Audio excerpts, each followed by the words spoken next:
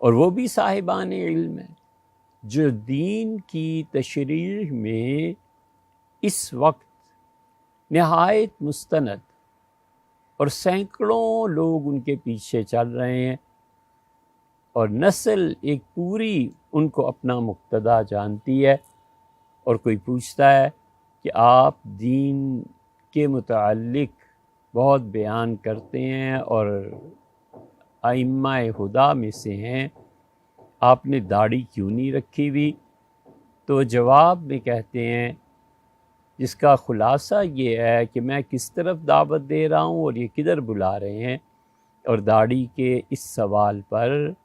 کچھ لوگ جو بیٹھے ہیں وہ قہقہے بلند کر رہے ہیں، اور اس احساس کے بغیر کہ داڑھی کے رکھنے یا نہ رکھنے کا مسئلہ اتنا نہیں ہے،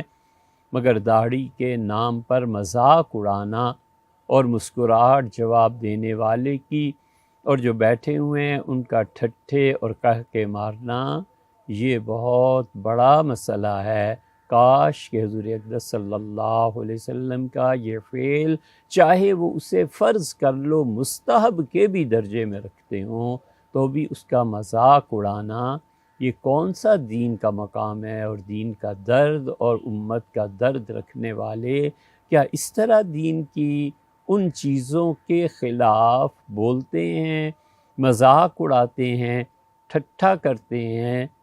جو چیزیں دین میں ثابت ہیں؟ کیا ہمارے لیے یہ روا ہے کہ ہم کہیں بدھا کیا چیز تھا یار، ایسے ہی فضول، اور باقی لوگ ٹھٹھے مارتے رہیں؟ کیا ہمارے لیے یہ روا ہے کہ ہم کہیں کہ بابا گرو نانک اور اس کے ساتھ ایک کمی مسلمان والعیاذ باللہ، اور جو آپ سننے والے ہیں آپ ہنسیں اور اس مذہب کا مذاق اڑائیں؟ یہاں بھی یہی ہو رہا ہے،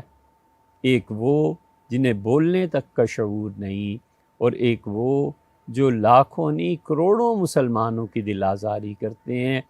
کہ حضور اقدس صلی اللہ علیہ وسلم کے حوالے سے جب داڑھی کا ذکر کیا جاتا ہے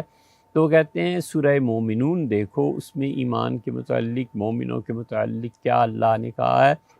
سورہ فرقان کا آخری رکوع دیکھو، وعباد الرحمن الذین یمشون علی الارض ہونا، اس کو دیکھو، یہ سب صحیح ہے، انہیں دیکھنا چاہیے، پڑھنا چاہیے، ایڈمٹ اٹ، مگر کیا اس کے ساتھ یہ مذاق اڑانا بھی ضروری تھا؟ حضور اقدس صلی اللہ علیہ وسلم کی وہ چیز سنت مبارکہ، آپ چاہے اسے مستحب بھی نہ مانتے، ہم جیسے پرانے لوگ جو اسے واجب کے درجے کا مانتے ہیں، ان کا دل دکھانے کے لیے یہ مسکراہٹ اور تحمل اور لوگوں کا مذاق اڑانا اور اسے برداشت کرنا، یہ کون سا دین ہے؟ سننے والوں کو بھی چاہیے کہ ٹھنڈے دل سے اس پہ غور کریں، داڑھی رکھی ہے یا نہیں رکھی یہ ایک الگ مسئلہ ہے، اور ان چیزوں پر قہقہے لگانا اور اسے ہوا میں اچھال دینا یہ ایک الگ مسئلہ ہے۔